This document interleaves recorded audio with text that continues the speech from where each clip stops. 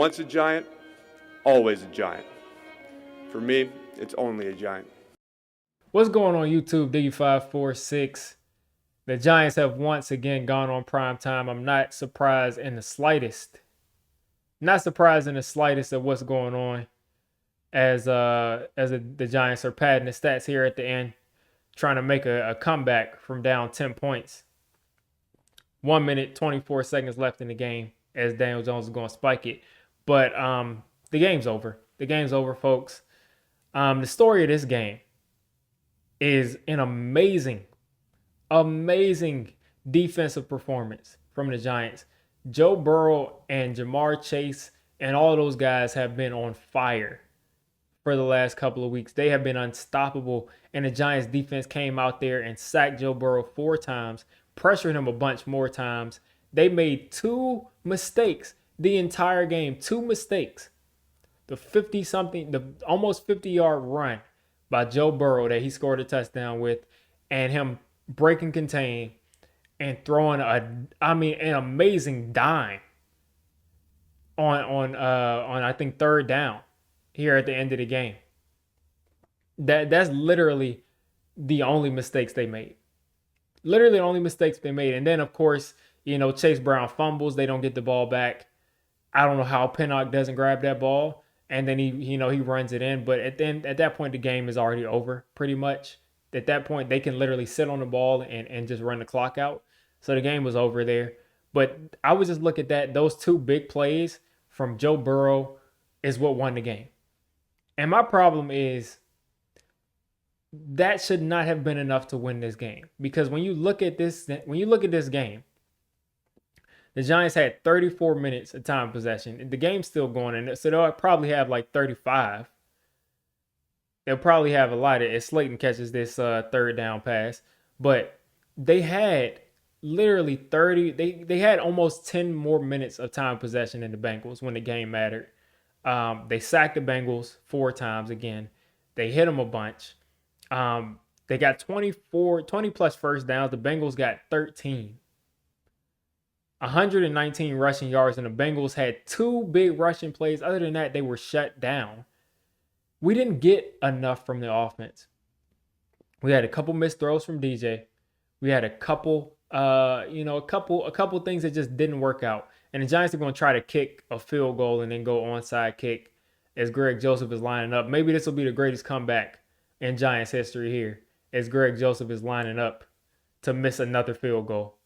And he just misses his second field goal here. What a mess. What a mess. Greg Joseph probably is going to have to be rotated out of here because he's missed 2 45-yard field goals pretty much. I mean, he's an NFL kicker. He can't hit a 45-yard field goal to save his life. The Giants fans came to this stadium. They came to this stadium again to be disappointed. All they do is come to MetLife Stadium and lose. That's all Daniel Jones does is come to MetLife Stadium and lose. He loses at MetLife Stadium. He doesn't throw touchdowns at MetLife. He doesn't do anything productive on primetime TV. I mean, it's just as bad as you could possibly get. Today, Brian Burns showed up. Brian Burns balled out. Brian Burns had the best game as a Giant so far. Best game as a Giant. He had 1 sack, but he had like 3 or 4 quarterback hits. He was in Joe Burrow's face all day. He had tackles for loss. If I could pull up the stats on it, did they even track that here? Let's see. He had 2 tackles for loss that they counted. He did his thing. Azeez Ojulari, 2 sacks. 2 sacks for Azeez. 2 early sacks for him. Dexter Lawrence, 2 tackles for loss for Dexter Lawrence, I think, too, and a sack. So these guys all showed up and like literally played out of their minds on the defensive line.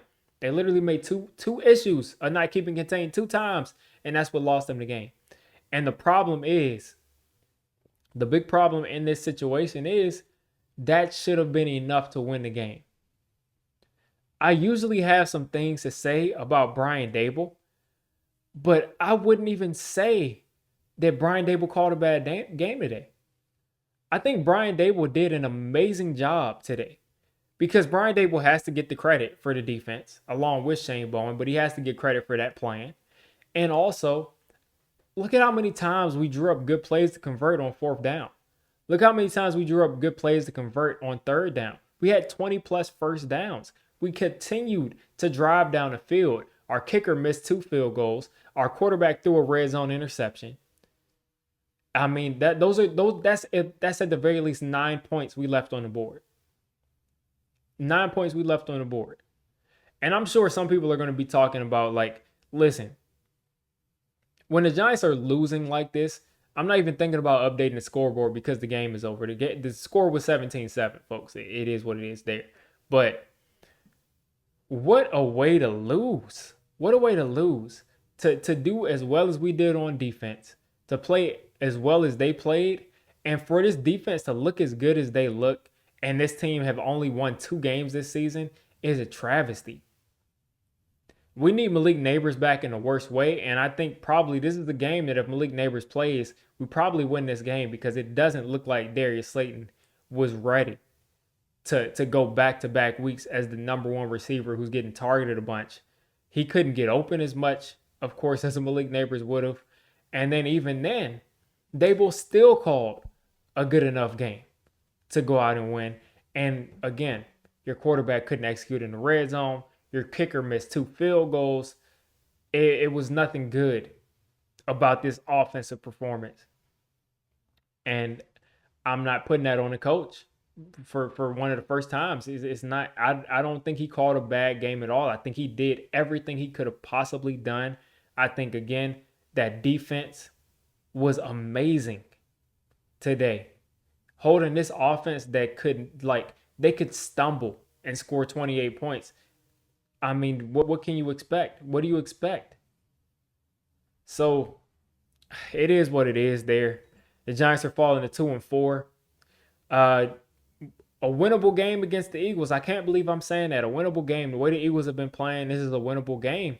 But we got to score points. If we can't score points against the worst defense in football, what makes me think that we're going to score points against a defense that at the very worst is better than this defense? So we'll see what happens next week. Man, it's a shame. It's a big shame that we couldn't make anything happen here. We should be 500 with the whole kicker thing that was Daboll's fault against Washington. We should be, we should have 1 loss this season, but because of a couple bad calls by referees, because of some bad execution, we're looking at where we are now. So we got to play better football on offense. Malik Neighbors is going to have to save the day. This defense time and time again showed up and showed out. So I don't want to hear anything bad about them.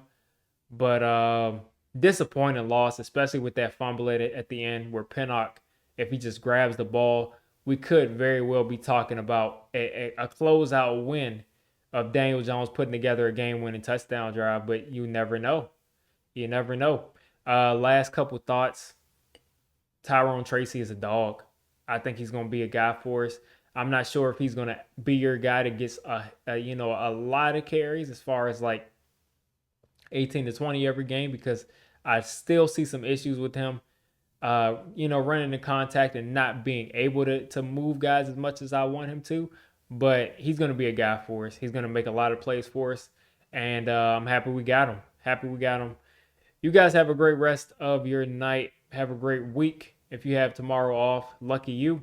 We got to get back to the drawing board and try to pick up a win against the Eagles. And I think we got a couple of games that are going to be tough games, but are very much winnable games.